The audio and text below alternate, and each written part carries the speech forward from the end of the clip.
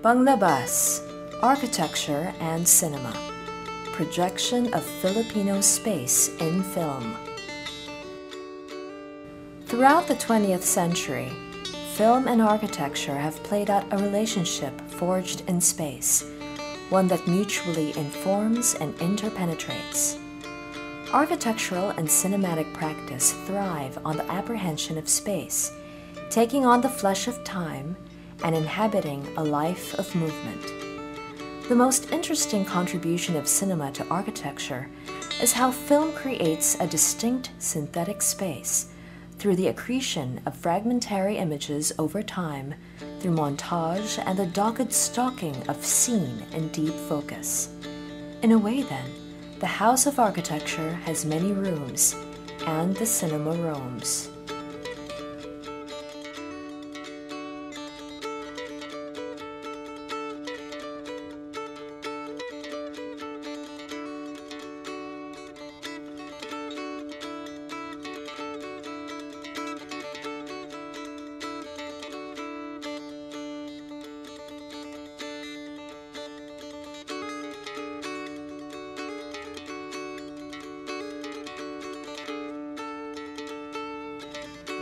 The exhibition titled Panglabas is doubly coded to encompass both the concepts of projected moving image, or palabas, and the exteriority of architecture, or panglabas. Both posit a sense of place, a sense of locus. The collection of works dramatizes the juxtaposition of architecture and the imaginary environment of the cinema, and at the same time, probes the transformation of Filipino space, architecture, and urban landscape as visualized and mediated through the cinematic lens.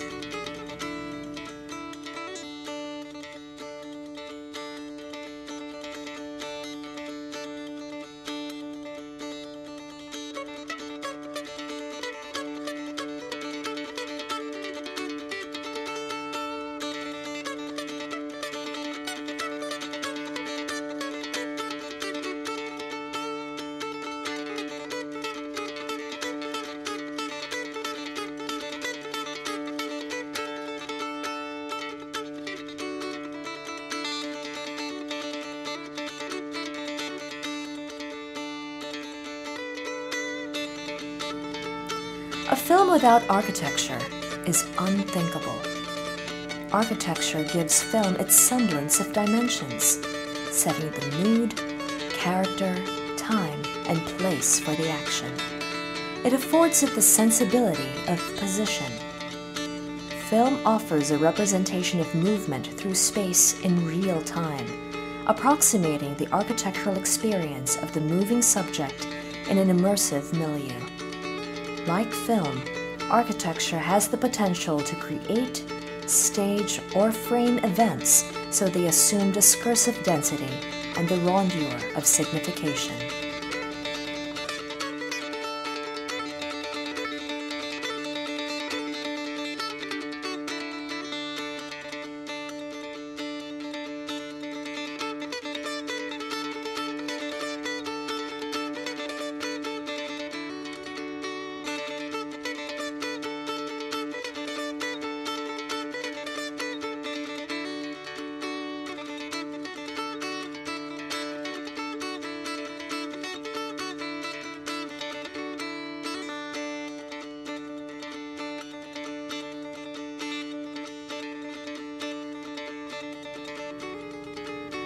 At the basic level, architecture and cinema share natural built-in affinities. Architecture and cinema are both influenced by a somewhat analogous mode of production: plan, construction, script, production. Architects and filmmakers pass through parallel routes in appropriating space and orchestrating the spatial experience and modes of perception of building occupants and movie audiences, respectively.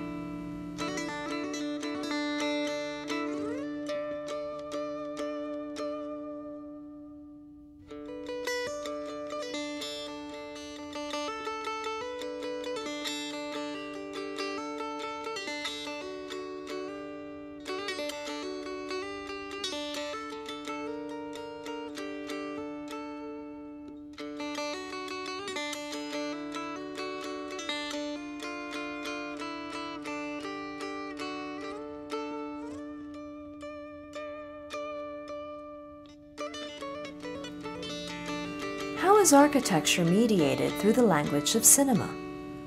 Cinema can imitate the human eye in recording reality and evoking the kinetic experience of a body as it moves through architectural space. Akin to cinema, architecture can be programmed into sequences to unfold a spatial narrative and to confirm or negate expectations of location, origin, destination, routine, rupture, iteration, cycle, advance, retrogression, spiral.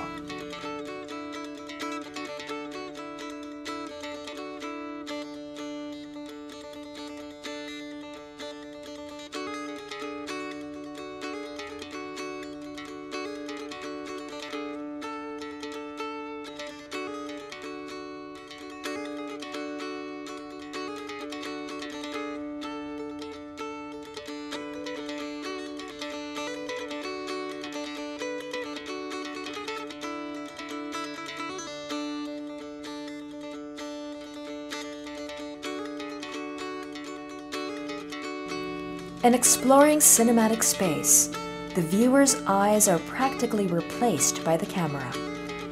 The camera can follow the eye or footstep, but cannot establish the relationship between body and vision, which is essential to the experience of architectural space.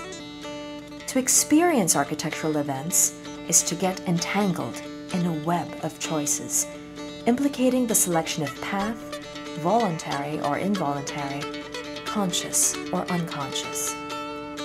Cinema frustrates this logic or habit by providing a pre-selected route, where we psychologically abandon our capacity to choose and orchestrate our individual experience of space by allowing the director to maneuver it for us.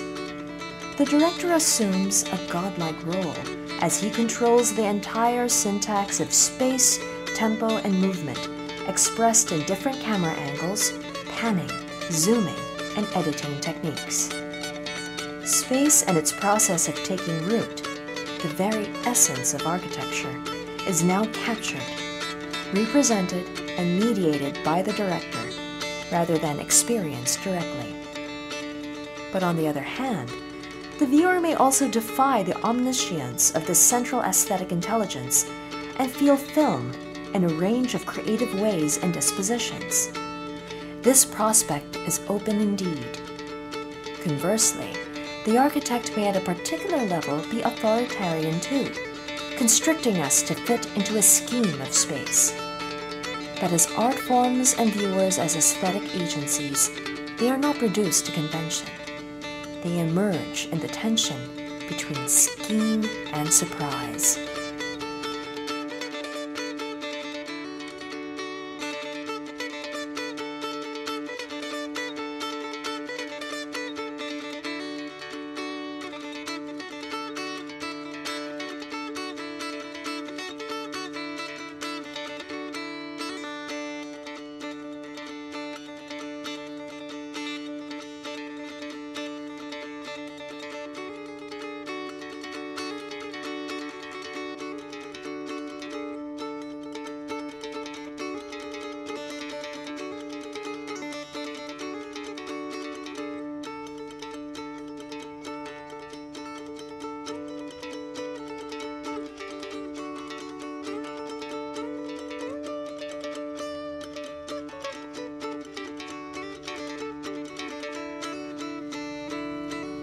Part of the surprise is the future.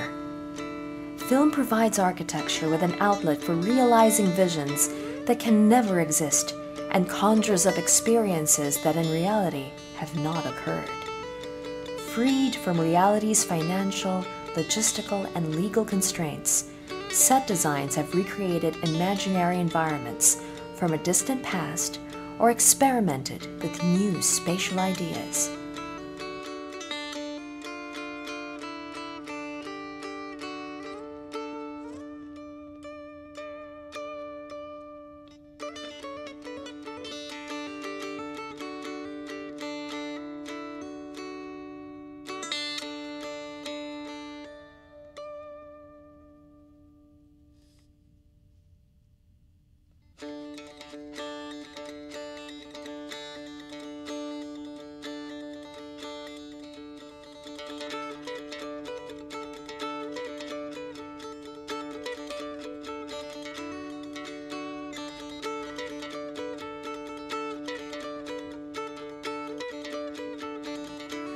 Film architecture is gifted with the alacrity to fulfill its own visions, however impossible, in the celluloid space, neither negotiating with client demands nor contending with constraints imposed by the structural engineer. With plastic freedom that disregards all formal rules of architectural vocabulary, celluloid space becomes an aesthetic laboratory for unbuilt and unbuildable architecture. Cinema thus becomes a forerunner of style, as edifices are desired before they are actually built. They are buildings, cities, and landscapes in wood, cardboard, painted backdrops, back projections, matte paintings, mirror tricks, or virtually generated digital images that come into transient existence as projected patterns of light and shadow, and an illusion played out in 24 frames per second.